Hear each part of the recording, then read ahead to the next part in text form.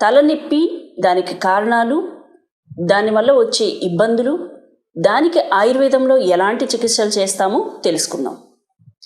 సహజంగా తలనొప్పి చిన్నపిల్లల నుంచి వృద్ధుల వరకు అందరికీ ఏదో ఒక సందర్భంలో బాధిస్తూనే ఉంటుంది.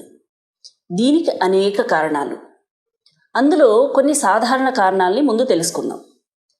సహజంగా తలనొప్పి రక్తహీనత వల్ల కూడా రావచ్చు.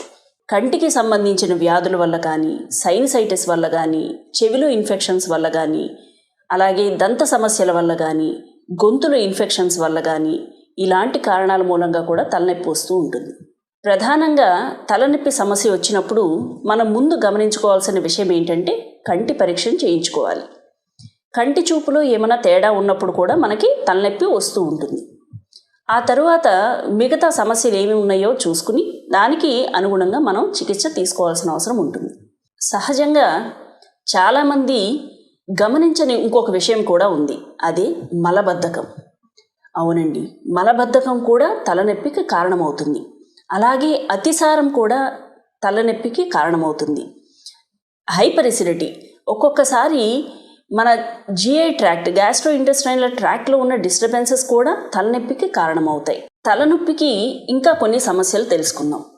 స్ట్రెస్, నిద్ర లేకపోవడం, అలాగే ఎక్కువగా ఆలోచన చేయడం, ఇలాంటివి కూడా తలనొప్పికి కారణమవుతాయి. ఇలాంటి చిన్న చిన్న కారణాలే కాకుండా మెనింజైటిస్, ట్యూమర్స్ ఇలాంటివి కూడా తలనొప్పి రావడానికి కారణమవుతూ ఉంటాయి.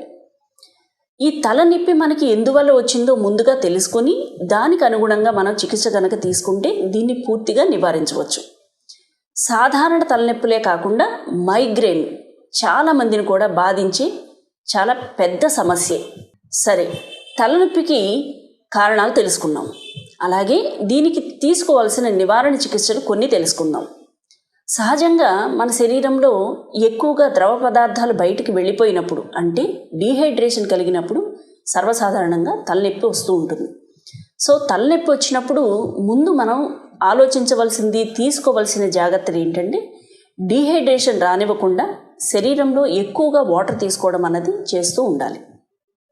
అలాగే మలబద్ధకాన్ని రానివ్వకుండా చూసుకుంటూ ఉండాలి. రక్తహీనత సమస్యలు ఏమైనా ఉన్నాయేమో చూసుకుని దానికి తగిన చికిత్స తీసుకుంటూ ఉండాలి. ఇంకొక గృహ చికిత్స మనం ఒకటి పాటించవచ్చు. శ్రేష్టమైన ఆవు నెయ్యిని కొంచెంగా వెచ్చబెట్టి దాని గనక నాసికా రంధ్రాల్లో 2 లేదా 3 చుక్కలు గనక వేసుకుంటే తలనొప్పి తగ్గడానికి అవకాశం ఉంటుంది. అట్లాగే ఆవాలని ఆవ నూనెలో కొంచెంగా చిటపటలాడించి ఆ నూనెని చల్లారిన తరువాత నాసికా రంధ్రాల్లో గనక 2 నుంచి 3 చుక్కలు గనక వేస్తే తలనొప్పి, మైగ్రేన్ తలనొప్పి కూడా తగ్గడానికి అవకాశం ఉంటుంది. అట్లాగే ఆయుర్వేదంలో వాత ప్రధానమైన తలనొప్పి, పిత్త ప్రధానమైన తలనొప్పి, కఫ ప్రధానమైన తలనొప్పి, ఇలా 3 రకాలుగా తలనొప్పుల విభజన అన్నది ఉంటూ ఉంటుంది. దానికి అనుగుణంగా వైద్యుని పర్యవేక్షణలో ఏ విధమైన తలనొప్పికి ఎలాంటి చికిత్సలు తీసుకోవాలన్నది గమనించి తీసుకోవాల్సిన అవసరం ఉంటుంది. అట్లాగే ఆయుర్వేదంలో చిన్న గృహ చికిత్సల వల్ల తగ్గని తలనొప్పిని మనం పూర్తిగా తగ్గించుకోవడానికి మంచి ఔషధాలు ఉన్నాయి. శిరోధార, శిరోపిచు, శిరో అభ్యంగము ఇలాంటి చికిత్సల వలన తలనొప్పిని పూర్తిగా తగ్గించుకోవడానికి, మైగ్రేన్ తలనొప్పి మళ్ళీ రాకుండా ఉండడానికి పూర్తి చికిత్సను ఆయుర్వేదంలో పొందవచ్చు. కాబట్టి మంచి ఆహారము, మంచి నిద్ర, మెడిటేషను, వాతపిత్త కఫాల్ని సమస్థితిలో ఉంచుకోవడం, ఇట్లాంటి చర్యల వల్ల శరీరాన్ని ఆరోగ్యంగా ఉంచుకుంటే ఈ తలనొప్పి ఇలాంటి సమస్యల నుంచి రాకుండా మనం కాపాడుకోవచ్చు. ఒకవేళ వచ్చినా సంపూర్ణ చికిత్స ఆయుర్వేదంలో సాధ్యం. మీ సమీప ఆయుర్వేద వైద్యుల ద్వారా చక్కగా పూర్తి చికిత్సను పొంది ఆరోగ్యంగా, ఆనందంగా ఉండాలని ఆశిస్తున్నాం. నమస్తే.